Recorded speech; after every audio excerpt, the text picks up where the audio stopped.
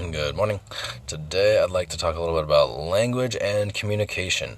So, language can take many, many different forms. Nonverbal includes eye contact. We can communicate through eyes, through our body language, through our emotions. We have so many forms of nonverbal communication. A lot of them are pattern recognition, when we recognize a pattern that we're doing and that someone else is doing, and we use subtle cues. And sometimes we don't even need subtle cues. In a busy kitchen, people need to be able to anticipate, which means empathize with everything that's going on around them. So, as if we are all the people in our team, so we know when someone is approachable and has time, and we know when someone isn't, and we know when to step around them, and we just have this awareness. We're very dialed in another form of language. And communication, so basically so it's people coming together to commune and to share. So that can take many different forms. I was at a class yesterday that talked about interspecies relationships. So it's basically saying that some animals prefer to spend time with animals of another species, or the humans rather than their own kind, and some humans prefer to spend time with animals rather than other people. So again, many forms of communication. Just because we don't have the same vocal cords and the same form of vocal language doesn't mean we can't communicate. There's communication is happening all the time. We're communicating with trees and flowers as we walk by them. The gaseous exchanges and energetic exchanges are happening all the time. When we go out into nature and we feel relaxed, part of this relaxation is our exchange with the natural plant and animal life out there. We're absorbing a more form of natural law that puts us more into a bliss state, just recognizing what is the sacred geometry and the sacred patterns of reality, rather than the fictitious patterns that we kind of are taught to perpetuate within all modern society. Teaches us to perpetuate these false patterns that keep us trapped, essentially. Then they're emotional, they're physical, they're having a day job, they're thinking about things in a certain way, they're being attached, mainly being attached to things that are not important. They try to talk up like TV and cars as being super important, when TV and cars are not really that important.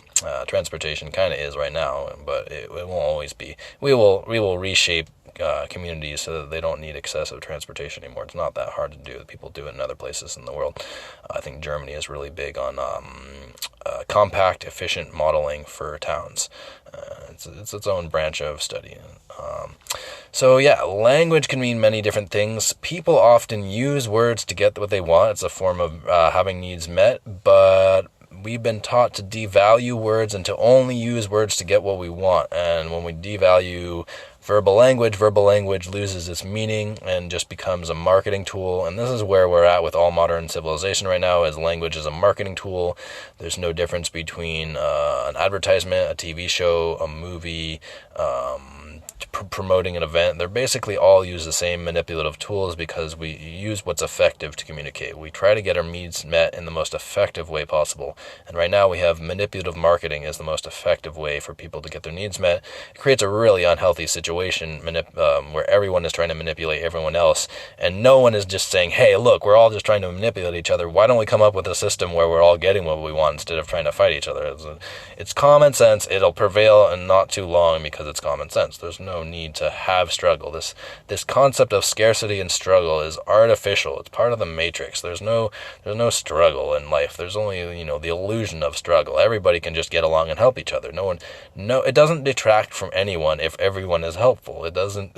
Everyone benefits, and this is the simple logic that when people talk about the new age, and they talk about the new earth, and they talk about the transformation, this is all this is. A simple, basic, survival and evolution logic is going to weigh in and going to defeat all the stupid lies. Like we have to get up at a certain time, we have to go to work, we have to do 8 hours and 40 hours, and this is just normal. This is not normal. This is like an artificial slave program we're running. People want to be productive. People want to be good at what they do. People want to be in service. This is natural. The illusion that this isn't natural, that we need someone to punish us for not doing what we're supposed to do, this is slavery. That is the definition of slavery, but we've been taught to believe that we need to be slaves, that we're unable to take care of ourselves, which is ridiculous. Leadership will emerge from any group of people as necessary. If you have a small group of people, you might not have the most qualified leadership, but you'll get enough to get by. And if the larger, you absorb a few more people, you go from 10 to 20 people, all of a sudden you've got, leadership potential is just skyrocketing through the roof. Anybody who knows about anything, who's really proficient, naturally talented at something, is a leader in that. So it's not about like claiming and owning being a leader. That's a small part of the process. It's about being familiar with things, being able to share familiarity with important things. That is leadership. No one needs to dominate, but there generally needs to be an intellectual and spiritual leader, someone who can really have potent visions and see how so many different worlds work, that they're able to integrate many different pieces and come up with plans that are efficient. So efficiency is a really big form of language, is when we're all very efficient, we all get our needs met much more. This is something we recognize in professionalism. When people are professional, they're generally efficient, not always, but that's the goal. So when we have a lot of people working towards the same goal and we're all professional and efficient, we get it done much faster. When we learn to do something professionally, we generally learn how to do it better and faster. We may learn some things about it that are actually negative and derogatory and not helpful, part of the system, but generally we're learning a lot, and any kind of a day job is going to teach us a lot about being efficient and professional. I think we all know about being efficient and professional, but we've been, brought up in a society which is all about, punishment and reward, and so we don't get to naturally feel into these scenarios that much. We don't actually go out into the wild with a group of friends and say, let's just camp for 2 weeks and see what happens and figure it out. Let's do some basic planning. Things like Burning Man give us a sense of this, and when we experience Burning Man, yeah, it's an isolated scenario, but it's still a giant city where people come up with technology as needed and support each other in building this technology and sharing this technology. Hey, dumping gray water from bathing on the ground is really unhealthy, not acceptable, so we're going to all get pallets with some black plastic on them and create evaporation chambers, and then we're going to tell all our friends, so all our friends do it, so we're no longer, polluting the environment that we're enjoying so much.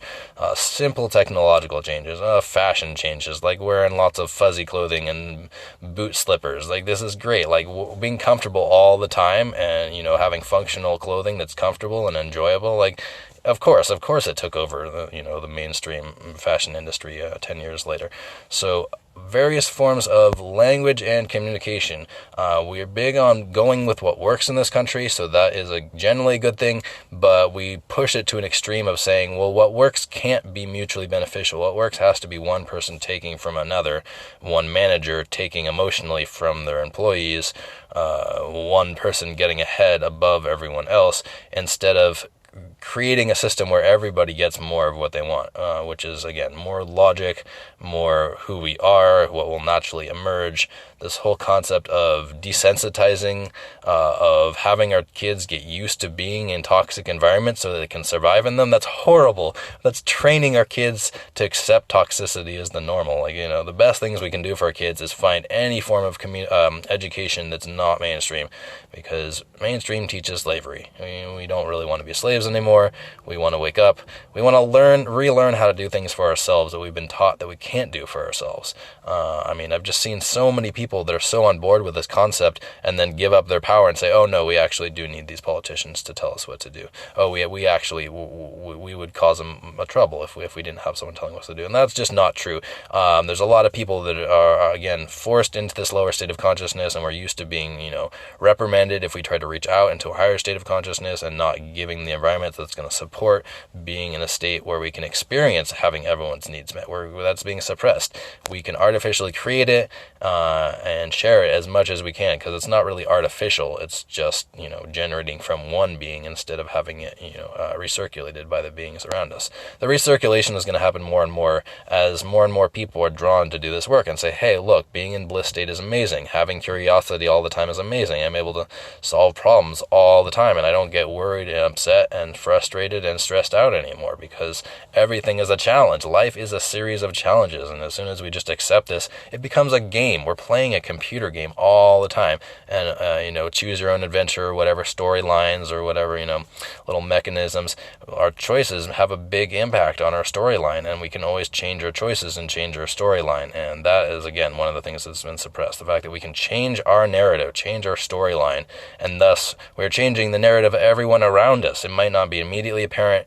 There might be a lot of resistance, but just the fact that someone is having to resist a change makes them aware that there is change. Change is possible, and the system, the modern civilization basically says change is not possible. We own everything.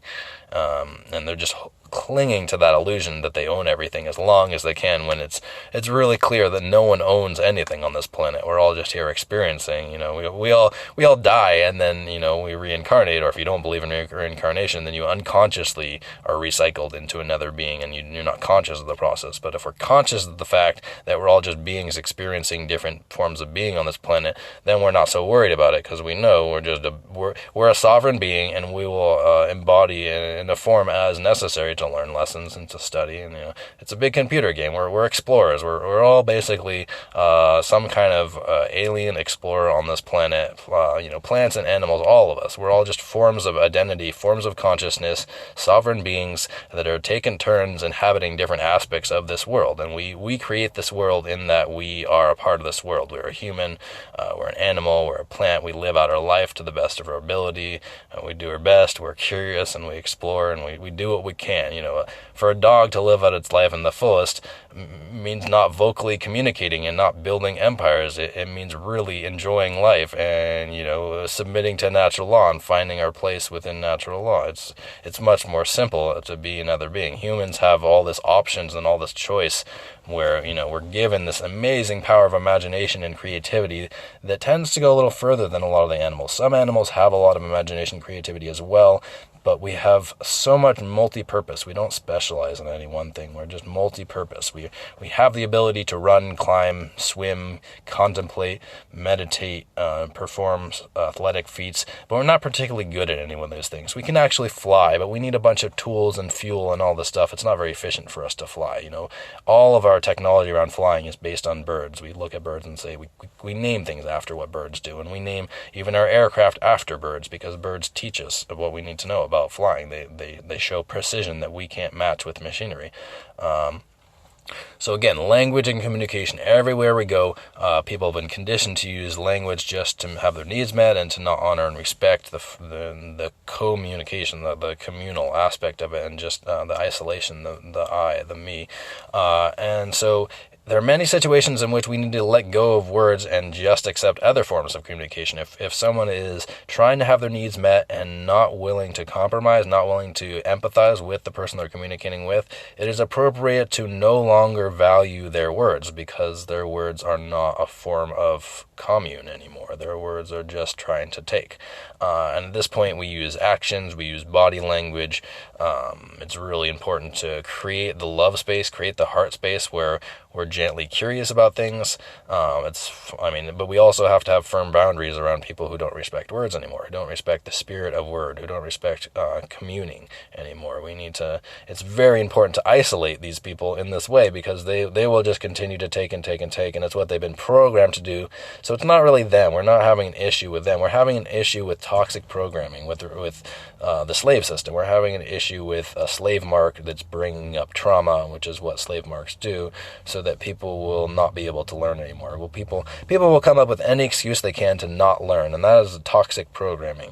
We want to learn about everything. We don't want to say we're better. So we've been taught that when we smirk at someone and say, oh, I know better than them, they don't know what they're talking about, they're at the lower level than me, we're basically saying, I don't want to learn anything more about this situation. I'm going to pretend I know all there is to know about this. We can identify that there might be some aspects that are lower level consciousness than us, but at no point can we totality say I know all of this other being's existence. So shutting down the curiosity does not help at all. Just recognizing the patterns. If someone is being unfair repeatedly, we need to compensate. So if someone is lying to us repeatedly, we don't necessarily have to lie back to them, but we have to really accept the fact that honesty is not part of verbal communication in this interaction. So how are we going to form communication around this? Maybe ignoring a lot of things might be appropriate. Redirection and changing the subject to something that's constructive is another good one. If someone is complaining and trying to get their way by finding fault, you can say, hey, here's a solution where we all get what we want. You can just posit a solution. Just disregard the words. Don't try to communicate to the words, because the words are just toxic programming. This is really, really, really important. So if someone is just giving us lip service, it is the just thing to do to just give them lip service. We don't want to fall out of heart space and be mean, but at the same time, we don't want to take words that aren't serious seriously. We want to create that separation there. It's really important because otherwise we just let people who are in a lower state drag us down into their lower state by taking them seriously. So if someone is in a lower state of vibration, if they're unhappy, if they're trying to have their needs met by taking from other people, energetically or physically or emotionally or any way, it is fully appropriate to form boundaries which protect ourselves and keep that person isolated. And also because they might have emotional reactions, find little ways to keep them complacent. The system is used to keeping people complacent. So often people that are very toxic will also have control mechanisms where they are told to just be complacent. If there's a certain logic pattern that they encounter, they'll just be complacent and they'll slow down and stop a little bit because it's a cue. And again, marketing dives deep into how you control people through these cues, and I have a strong disagreement with that. I think that we can revolutionize marketing into presenting good products to people, and people will slowly adjust from being manipulated into believing things that they need or want, and slowly get back to reality of saying these are true needs: fresh, clean water, fresh, clean food, fresh, clean air, shelter, or basic needs that most people actually don't have met right now because the access to clean food and clean water is so restrictive right now. As far as I know, the only real clean water comes from a filtration machine. There are some springs that are clean, but not that many. I know Mount Shasta used to be a good source of water. It's not anymore because it was, I think, 60 or 70 years old, and there's a lot of 60 or 70 years ago. There's tons of pollutants in the environment, so that water is no longer that clean. I noticed the taste change over time. Yeah, we need to reevaluate everything. We need to say, okay, no one's doing it right. We got to do it the right way. Clean water, clean air, clean food, clean communication, clean language. We don't need to be using anything that's toxic anymore. Calling it out has a limited degree of effectivity because people feel like they're being judged and attacked personally. But setting the framework and saying, I no longer tolerate a conversation that has no positive outcome. If a conversation is just meant to express pain, it should be very quick. It should be, say, hey, I'm in pain. Let's work this out. If someone is attached to the pain and wants to tell a story about it, wants to drag other people into a story about pain, you can just say, hey, let's create the solution right now. Why replay an old story, an old memory? Why show that we're attached to pain? This is what all the masters talk about and have for thousands of years: attachment to pain. Attachment causes suffering. Because if we just look at everything and identify it for what it is and continually learn about it, attachment dissipates. We can still have love, and we can still have concern, and we can still safety, and there's all these things that are important. But generally, we can just reframe our reality for what's healthy and encourage other people to do the same. Asking for what we need in the moment in a non-selfish way, just being really clear, this is what I need, is one of the healthiest things we can do, and we've been told that that's wrong. So we've been told that when we have a need, we should suppress it and hold on to it and say, oh no, it's professional to not tell anybody what we need. It's professional to cover that up. But then it's going to come out another way. That need is still not met. It's going to cause anxiety, stress, physical ailments, deficiency. It's going to cause all kinds of things. So the most important thing we can do is express our need in the moment in as much of a gentle way as we can, because if we might have feelings of intensity around it, they can make it less gentle. And so our work is to try to express our needs in a gentle, clear way, and encourage everyone to do the same and say, holding on is not a good thing. Remember how all these masters throughout the years have all said, don't be attached. Suffering is a state of mind. If we choose not to suffer, we're not going to suffer.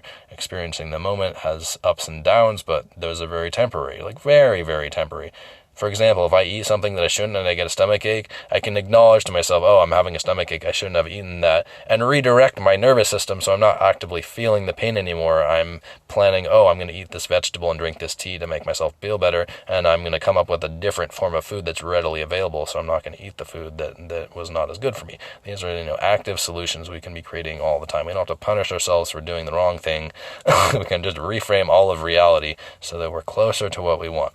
This is what I do with my day job and in my free time all the time, looking for solutions. Okay, well, I should probably get on to a quick little bit. I did my Gayatri already, so I think I'm going to launch into something else.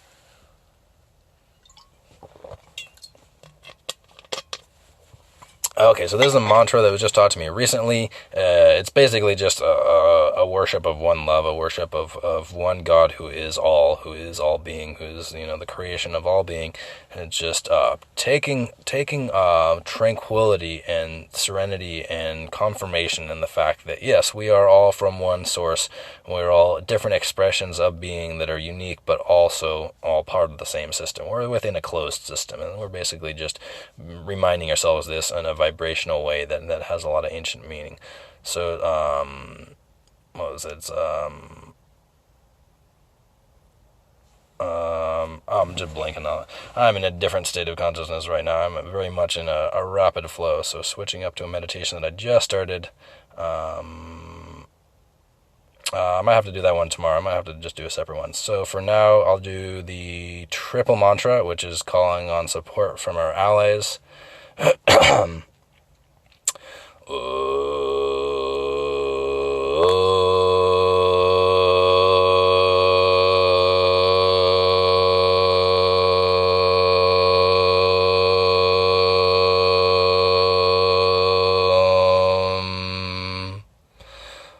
Gudé name, God Gudé name, Sat Gudé name, Siddhi Guru Deva me, Odd such, God such, He be such, Nanako si be such, Odd such, God such, He be such, Nanako si be such.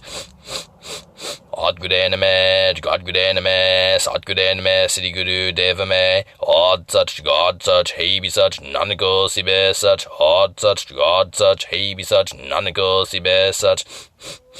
Odd Gudé name, God Gudé name, Sat Gudé name, Siddhi Guru Deva me, Odd such, God such, He be such, Nanako si be such, Odd such, God such, He be such, Nanako si be such.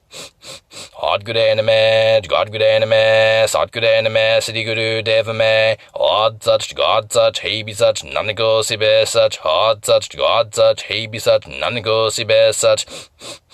Odd Gudé name, God Gudé name, Sat Gudé name, Siddhi Guru Deva me, Odd such, God such, He be such, Nanako si be such, Odd such, God such, He be such, Nanako si be such. Odd Gudé name, God Gudé name, Sat Gudé name, Siddhi Guru Deva me, Odd such, God such, He be such, Nanako si be such, Odd such, God such, He be such, Nanako si be such. Alright, I'll talk more about that later.